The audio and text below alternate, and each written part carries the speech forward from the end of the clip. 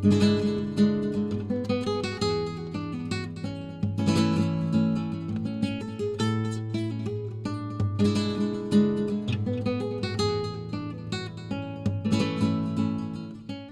faut qu'on révise notre façon de faire et d'aller vers une agriculture plus raisonnée, plus, pourquoi pas, biologique. We as a scientist, we need to find alternative solutions to give it to farmers.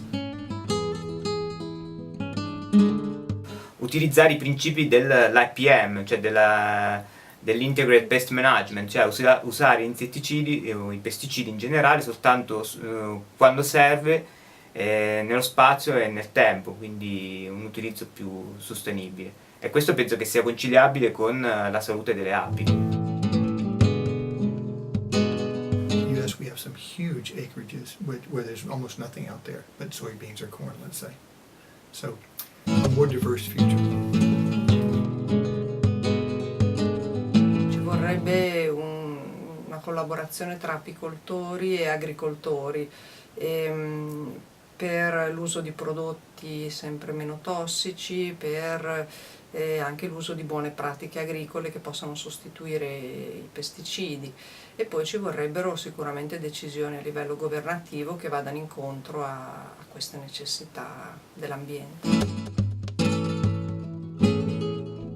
La solution qui nous paraît la plus chanceuse de réussir, c'est de mettre autour de la table l'ensemble des acteurs, les autorités évidemment chargées de la réglementation, les apiculteurs, les agriculteurs, les ONG qui veulent contribuer, et également nous-mêmes au niveau industriel, puisque nos adhérents peuvent travailler sur les trois grands domaines que sont la santé de l'abeille, avec des solutions qui permettront demain de contrôler le varroa, les aspects nourriture, biodiversité, avec des variétés, des mélanges de plantes attractives pour les abeilles, et bien entendu aussi sur la partie produits de protection des plantes, les pesticides, en travaillant à la fois sur les aspects formulation, mise en œuvre, bonnes pratiques.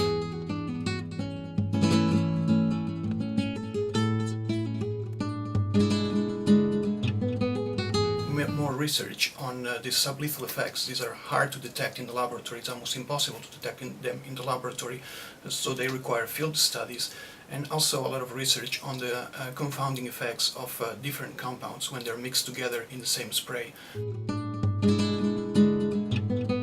We should continue our research to fill in the gaps, to have more knowledge and to have more solid answers in any questions that comes from the industry saying that no, our chemicals do not kill the bees.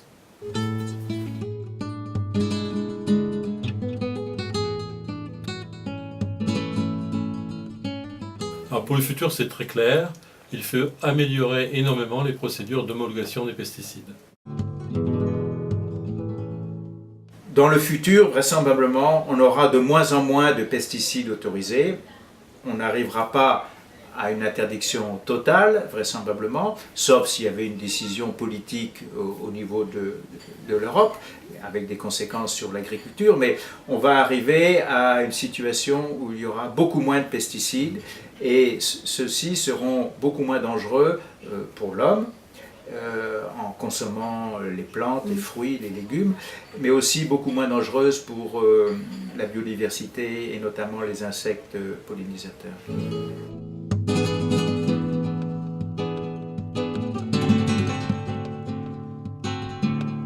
Il faut vraiment voir l'environnement comme étant une source potentielle de contamination.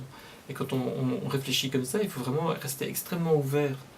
Et si on ne parvient pas à trouver des solutions plus globales de monitoring qui permettent d'améliorer justement cette compréhension, on va toujours être confronté à des choses. Et on ne peut plus se contenter d'analyser le dossier molécule par molécule. Il faut vraiment toujours rester très très ouvert au niveau des phénomènes et ne pas se fermer les portes.